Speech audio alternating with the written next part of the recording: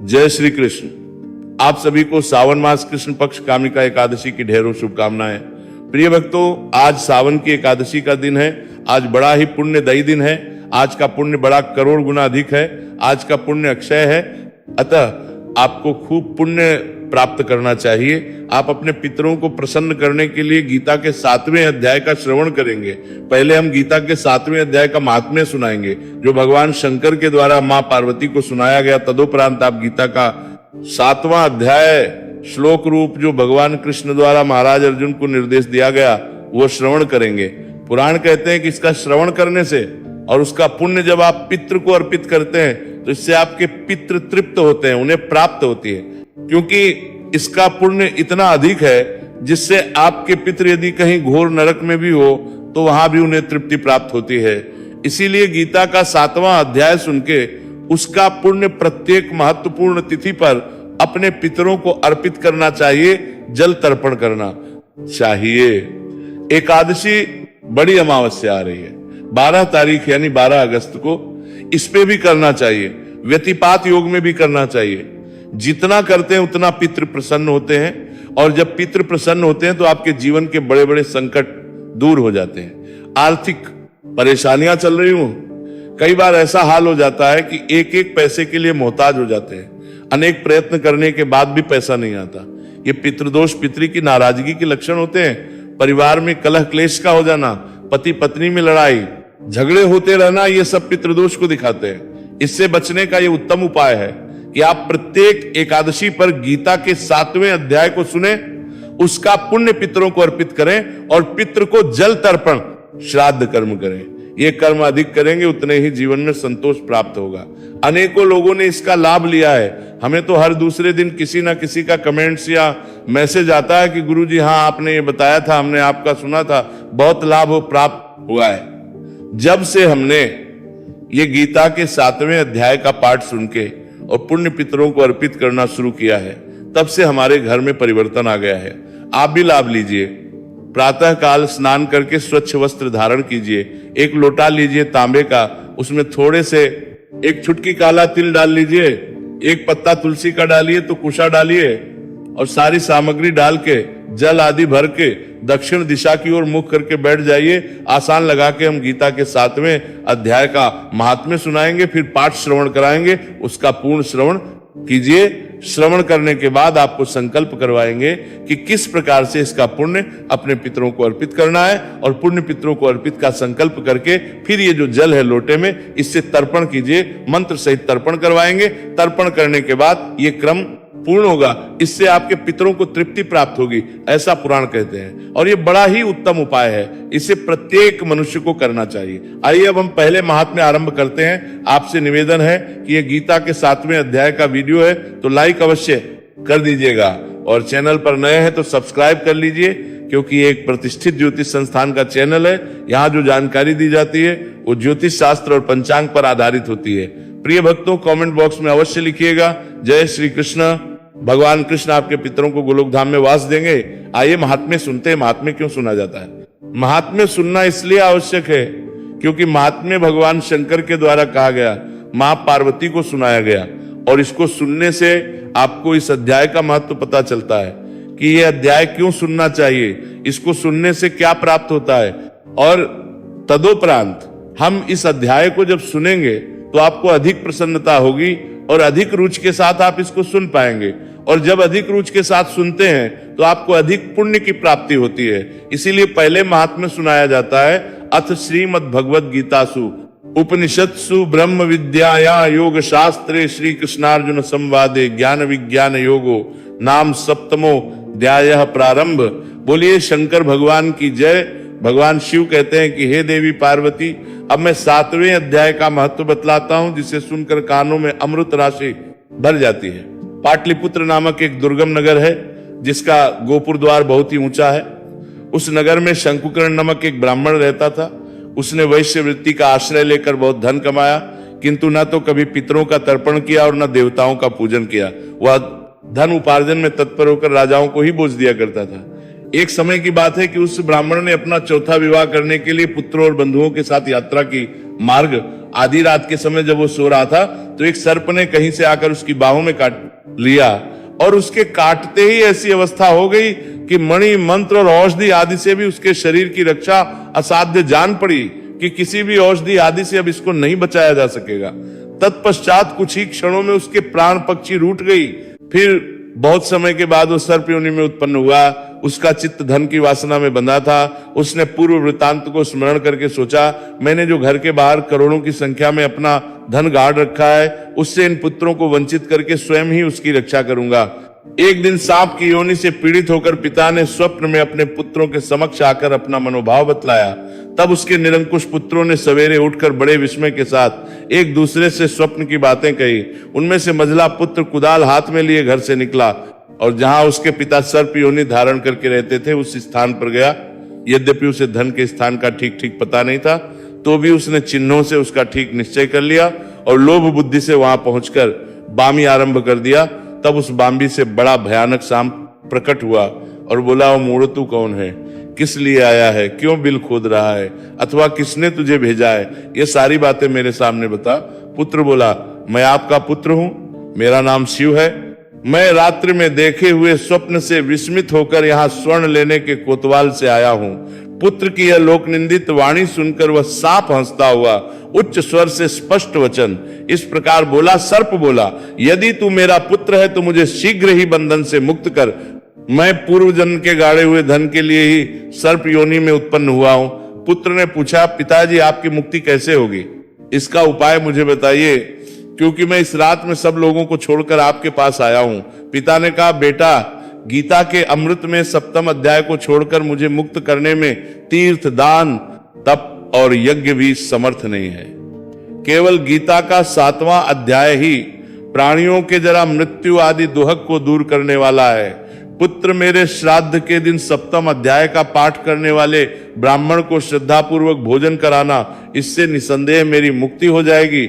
अपनी शक्ति के अनुसार पूर्ण श्रद्धा के साथ वेद विद्या में प्रवीण अन्य ब्राह्मणों को भी भोजन कराना। सर्प योनि पड़े हुए पिता के वचन सुनकर सभी पुत्रों ने उसकी आज्ञा के अनुसार तथा उससे भी अधिक किया।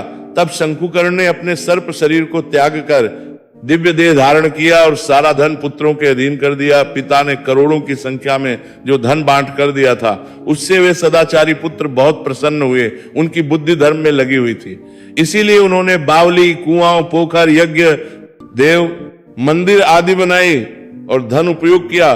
पार्वती उन्होंने अन्नशाला भी बनवाई। तत्पश्चात 7वें अध्याय का सदा जप करते हुए उन्होंने मोक्ष प्राप्त किया। हे देवी पार्वती, ये तुम्हें 7वें अध्याय का महत्व मैंने बताया, जिसके श्रवण करने मात्र से मानव सब पातकों से मुक्त हो जाता है। इसी के साथ ये श्रीमद् भागवत गीता के 7वें अध्याय का महत्व यहाँ पूर्ण हुआ। मातम में आपने जाना कि किस प्रकार से ये अध्याय आत्माओं का कल्याण करता है, उन जीव आत्माओं का जो किसी भी कारण से प्रेत योनि में है। अतः प्रत्येक मनुष्य को अपने पितरों के निमित्त इस 7वें अध्याय का पुण्य अवश्य अर्पित करना चाहिए। ऐसा करने से उन सभी आत्माओं को, सभी पूर्वजों को परम तृप्ति प्राप्त होती है। तो आइए अब हम उस गीता के 7वें अध्याय का श्रवण करते हैं, जो इतना अधिक पुण्य देने वाला है। ये भगवान श्री कृष्ण द्वारा महाराज अर्जुन को सुनाया गया। आइए आरंभ करते हैं। श्री कृष्ण भगवान बोले, हे पार्थ, अनन्य और प्रेम से मुझ में आसक्त चित्त तथा अनन्य भाव से मेरे परायण होकर योग में लगा हुआ तू, जिस प्रकार से संपूर्ण विभूति, बल, ऐश्वर्य आदि गुणों से युक्त सबके आत्मरूप मुझको संशय रहित जानेगा, उसको सुन। मैं तेरे लिए इस विज्ञान सहित तत्व ज्ञान को संपूर्णता कहूंगा, जिसको जानकर संसार में फिर और कुछ भी जानने योग्य शेष नहीं रह जाता। भगवान कृष्ण कहते हैं कि हे अर्जुन, आज मैं जो तुम्हें ज्ञान देने जा रहा हूं ना, उसको जब तुम जान लोगे तो इस संसार में कुछ और बचेगा नहीं जिनकी आवश्यकता होगी जानने की। इसको जानने के बाद तुम्हें यह ज्ञान होगा कि यह सृष्टि कैसे बनती है, किसके द्वारा बनाई जाती है, कौन इसे संचालित करता है, कौन इसका मूल कारण है, मैं कौन हूं, और सारे संशय तुम्हारे दूर हो जाएंगे। मनुष्य है अर्जुन, हजारों मनुष्यों में कोई एक मेरी प्राप्ति के लिए यत्न करता है, और उन यत्न करने वाले योगियों में भी कोई एक मेरे परायण होकर मुझको तत्व से अर्थात यथार्थ रूप से जानता है। भगवान कहते हैं कि इतने सारे जीव हैं इस पृथ्वी पर, पर सब मुझे नहीं पचते, ना ही मुझे जानना चाहते हैं। कोई गिने चुने हैं जो मुझे जानना चाहते हैं और मुझे जानने के लिए, मुझे पाने के लिए प्रयत्न भी करते हैं, और उन यत्न करने वालों में भी बड़े कम होते हैं जो मुझे जान पाते हैं, ये प्राप्त कर पाते हैं। हे अर्जुन, पृथ्वी, जल, अग्नि, वायु, आकाश, मन, बुद्धि और अहंकार भी इस प्रकार, ये 8 प्रकार से विभाजित मेरी प्रकृति है। ये 8 प्रकार के भेदों वाली तो अपरा अर्थात मेरी जड़ प्रकृति है। और हे महाबाहु, इससे दूसरी को, जिससे ये संपूर्ण जगत धारण किया जाता है, मेरी जीव भगवान कहते हैं कि अर्जुन मेरी 2 प्रकृतियां हैं, एक जड़ और एक चेतन, जिनके द्वारा ये जगत धारण किया जाता है और पालन किया जाता है। हे अर्जुन, तो ऐसा समझ के संपूर्ण भूत इन दोनों प्रकृतियों से उत्पन्न होने वाले हैं, और मैं संपूर्ण जगत का प्रभव तथा प्रलय हूं, अर्थात संपूर्ण जगत का मूल कारण। भगवान कृष्ण कहते हैं कि इसके जितने भी जीव हैं वो इन्हीं 2 प्रकृतियों से उत्पन्न होते हैं, और मैं इस संपूर्ण जगत का उत्पादन करता, पालन करता और प्रलय करता हूं, अर्थात मैं ही मूल कारण हूं। मेरे होने से ही ये सृष्टि है, अगर मैं ना हूं तो ना ये जगत होगा, ना ये सृष्टि होगी। हे धनंजय, मुझसे भिन्न दूसरा कोई परम कारण नहीं है। ये सूत्र में, सूत्र के मणियों के मुझ में गुथा हुआ है। हे अर्जुन, मेरे सिवा इस संसार के होने का और कोई कारण नहीं है। ये पूरा का पूरा जगत मुझ में उसी प्रकार से गुथा हुआ है, समाहित है, जैसे मनिया एक दूसरे में होती है। हे अर्जुन, मैं जल में रस हूं। जल का मूल तत्व क्या है? रस। वो रस भगवान नारायण के होने से चंद्रमा और सूर्य में प्रकाश हूं। चंद्रमा और सूर्य जिस प्रकाश से प्रकाशित होते हैं, वो प्रकाश भी स्वयं भगवान नारायण के होने से है। और संपूर्ण वेदों में जिस ओंकार की बात होती है, वो ओंकार भी स्वयं वासुदेव ही है। और आकाश में जो शब्द गुंजायमान होते हैं, वो भी वासुदेव के ही कारण है। और पुरुषों में जो पुरुषत्व होता है, वह भी परमेश्वर वासुदेव ही है। पुण्य जीवनम सर्वभूतेषु तपस्यास्मि तपस्वीषु। अर्जुन, मैं पृथ्वी में पवित्र गंध हूं। पृथ्वी का मूल तत्व है गंध, वो भगवान वासुदेव के कारण है। और अग्नि में तेज हूं। अग्नि का जो तेज जलाता है, वह तेज भगवान नारायण ही है। तथा संपूर्ण भूतों में उनका जीवन हूं और तपस्वियों में तप हूं। इस संसार में जितने भी शरीर चल रहे हैं, चाहे वो जीव है, जंतु है, जलचर है, बंजर है, मनुष्य है, कोई भी क्यों ना हो, उन सबके सबका मूल बीज कौन है? भगवान नारायण है। संपूर्ण भूतों में जो जीवन है वो कौन है? भगवान नारायण है। तपस्वियों में तप हूं। तपस्वियों में जो बड़ा गुण होता है ना तप, वो परमेश्वर वासुदेव के कारण ही है। कहते हैं, हे अर्जुन, संपूर्ण भूतों का सनातन बीज मुझको ही जान। इस पे जितने भी जीव है ना, उन सबका बीज परमेश्वर देव कृष्ण ही है। बीज क्या होता है? बीज वह होता है जिससे आगे जीव उत्पन्न होते हैं। ये कहे कि फसल उत्पन्न होती है, जब एक किसान खेत में बीज बोता है तो उससे फसल उत्पन्न होती है, उसी प्रकार से ये जीवन रूपी फसल भगवान नारायण के होने से उत्पन्न हुई। प्रभु देव ना हो तो इस जगत में जीवन उत्पन्न नहीं होगा। कहते हैं, मैं बुद्धिमानों की बुद्धि और तेजस्वियों का तेज हूं। बुद्धि में जिस बुद्धि की चर्चा होती है, कुशाग्र बुद्धि, वो परमेश्वर वासुदेव के कारण है। और तेजस्वियों में जो तेज होता है, वो भी परमेश्वर वासुदेव ही है। मैं बलवानों का आसक्ति और कामनाओं से रहित बल अर्थात सामर्थ्य हूं, और सब भूतों में धर्म के अनुकूल अर्थात शास्त्र के अनुकूल काम हूं। और भी जो सत्वगुण से होने वाले और जो रजोगुण से उत्पन्न होने वाले भाव हैं, या जो तमोगुण से होने वाले भाव हैं, उन सबको तुम मुझसे ही होने वाले हैं ऐसा जान, परंतु वास्तव में उनमें मैं और वे मुझ में नहीं है। भगवान कृष्ण कहते हैं कि सत, रज और तम 3 प्रकार के ये गुण हैं, इनके भाव उत्पन्न होते हैं। ये तीनों के तीनों ना तो मुझ में समाहित है, ना मैं इनमें रहता हूं।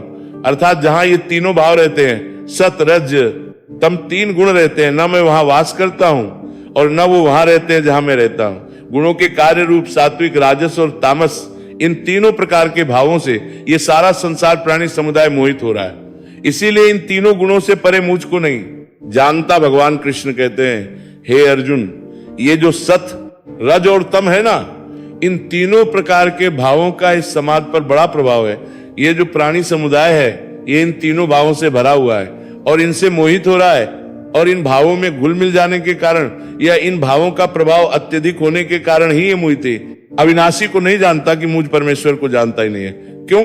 क्योंकि इन तीनों का इतना प्रभाव है कि यही इसकी बुद्धि में घुसे रहते हैं। क्योंकि ये अलौकिक अर्थात अति अद्भुत त्रिगुण में, मेरी माया बड़ी दुष्ट है। देवी मम माया, ये जो मेरी माया है, ना 3 गुणों वाली, ये बड़ी दुष्ट, बड़ी कठोर है, ये किसी को बाहर नहीं निकलने देती, सबको अपने जाल में फंसा के रखती है, प्रत्येक मनुष्य को फंसा के रखती है। परंतु जो पुरुष केवल मुझको ही निरंतर भजते हैं, वे इस माया का उल्लंघन कर जाते हैं, अर्थात संसार से तर जाते हैं। भगवान कृष्ण कहते हैं कि फिर भी जो मनुष्य इस माया से बाहर निकल जाते हैं, मुझे भजते हैं, उन पर इस माया का प्रभाव नहीं पड़ता, और जो मुझे भजते हैं वो इस संसार से पार भी हो जाते हैं। माया के द्वारा जिनका ज्ञान हरा जा चुका है, ऐसे आसुर स्वभाव को धारण किए हुए मनुष्यों में नीच दूषित कर्म करने वाले मूढ़ लोग मुझको नहीं बचते। भगवान कहते हैं कि हे अर्जुन, ये जो मनुष्य है ना, इसकी बुद्धि पर माया का पर्दा पड़ जाता है। तो जिनका चित्त माया के द्वारा हार लिया जाता है, जिनकी बुद्धि पर माया का पर्दा पड़ जाता है, ऐसे लोगों का स्वभाव असुरों जैसा हो, और जब उनका स्वभाव असुरों जैसा हो जाता है तो ऐसे लोग नीच कर्म करते हैं, दूषित कर्म करते हैं। और जो नीच तथा दूषित कर्म करने वाले मूर्ख लोग हैं, वो भगवान वासुदेव को नहीं भजते। हे श्रेष्ठ अर्जुन, उत्तम कर्म करने वाले अर्थार्थी, अर्थ जिज्ञासु और ज्ञानी, ऐसे 4 प्रकार के भक्तजन मुझको भजते हैं। भगवान यहाँ अपने भक्तों की विशेषता बता रहे हैं, कह रहे हैं कि उनके जो भक्त हैं वो 4 प्रकार के हैं। नित्य मुझ में एक ही भाव से स्थित अनन्य प्रेम भक्ति वाला ज्ञानी भक्त अति उत्तम है, क्योंकि मुझको तत्व से जानने वाले ज्ञानी को मैं अत्यंत प्रिय हूं, और वह ज्ञानी मुझे अत्यंत प्रिय है। कहते हैं कि जो तत्व से जानने वाला ज्ञानी है ना, वो मुझसे बड़ा प्रेम करता है, और मुझे भी वह बहुत प्रिय है।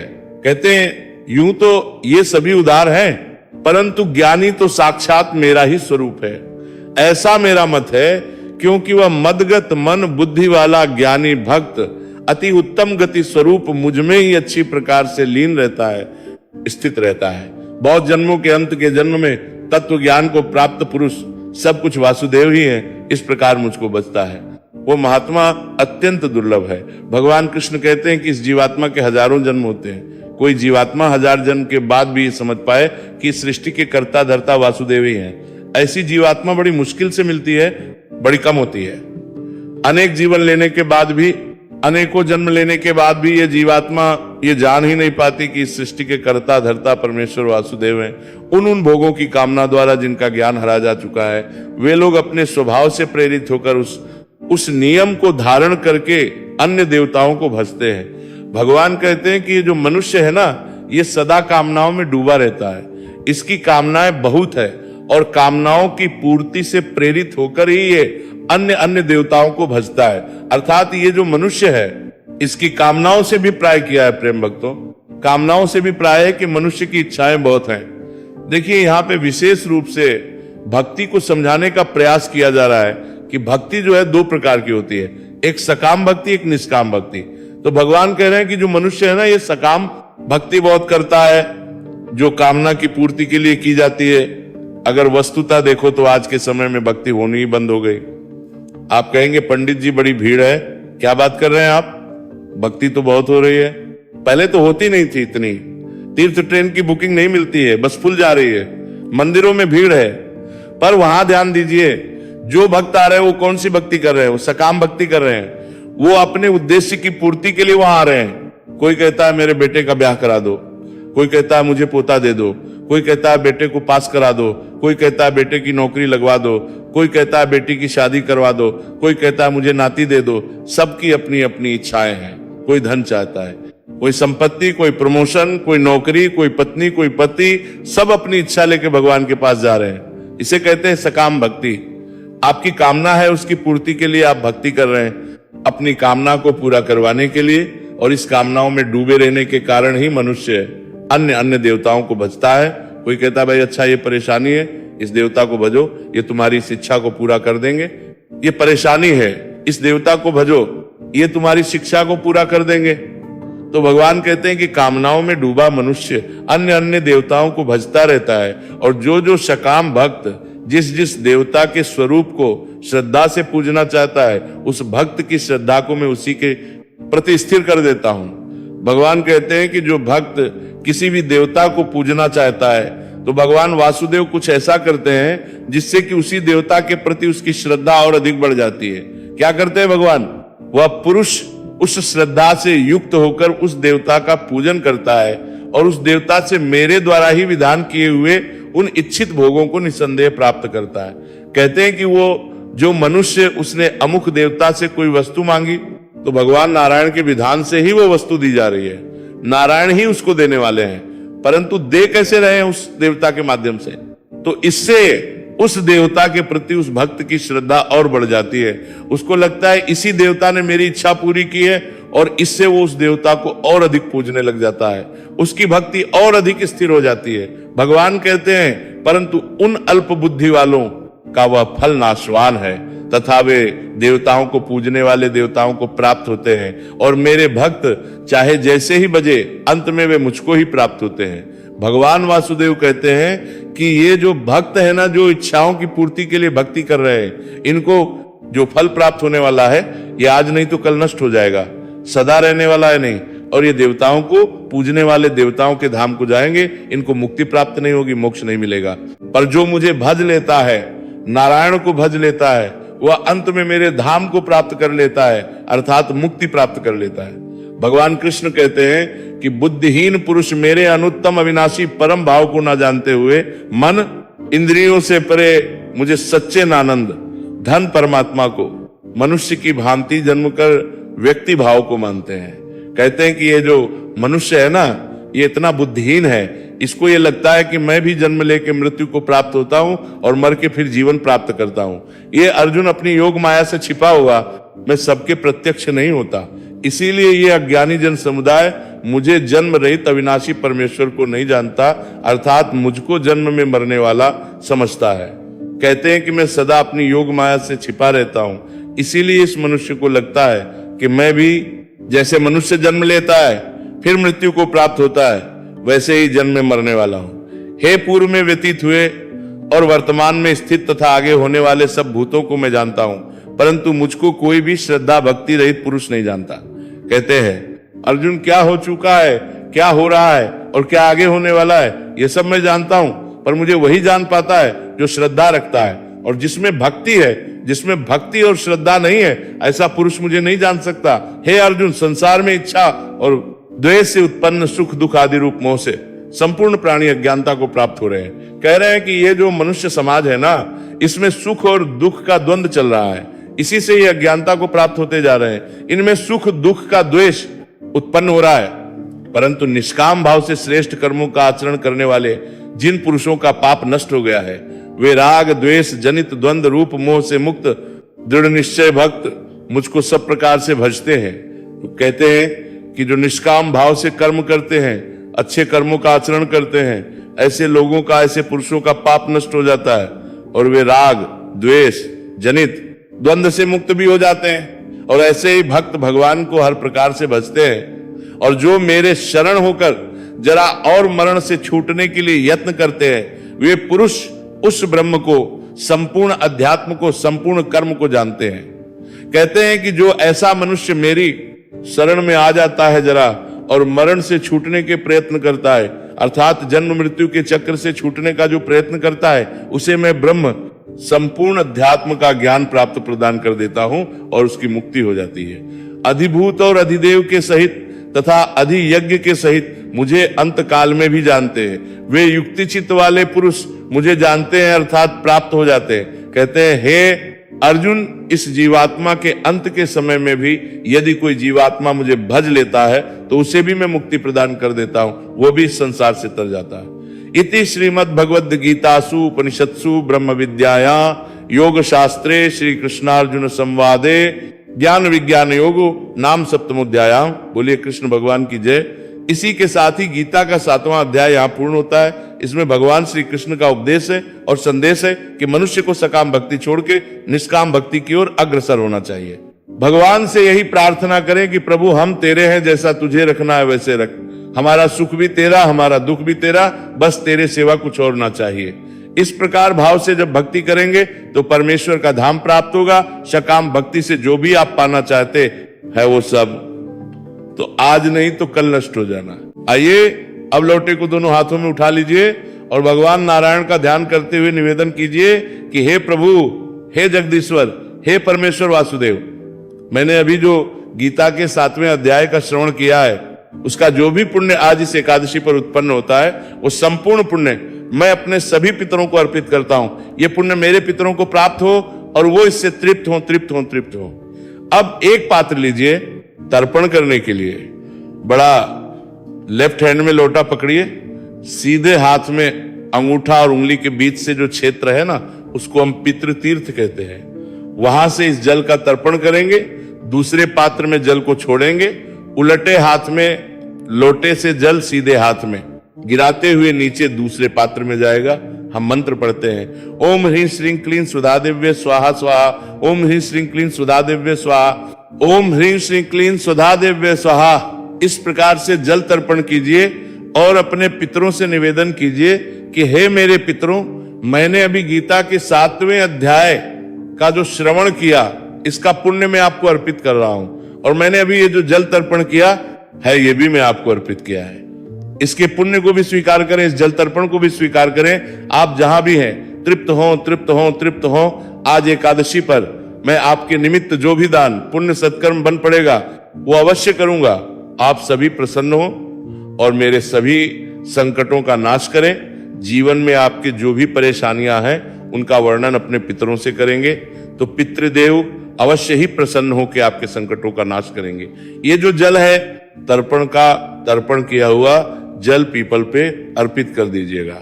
और इसके लिए अगर उत्तम समय की बात करें तो ये सूर्य उदय होने के बाद से और सूर्यास्त होने से पहले कभी भी पूरे दिन किया जा सकता है। सबसे उत्तम जो समय होता है इसके लिए वो कुतुब काल का होता है, जो कि 11:40 से और 12:20 के बीच में भारतवर्ष में होता है। इस समय में इसे उत्तम कहा गया है। बाकी ये पूरा दिन किया जा सकता है। इसका आज आप खूब लाभ लें। परमात्मा आपके पितरों को तृप्त करें और आप सदा प्रसन्न हो, आपके जीवन के संकटों का नाश हो। भगवान कृष्ण आप सबका कल्याण करें। हरे कृष्ण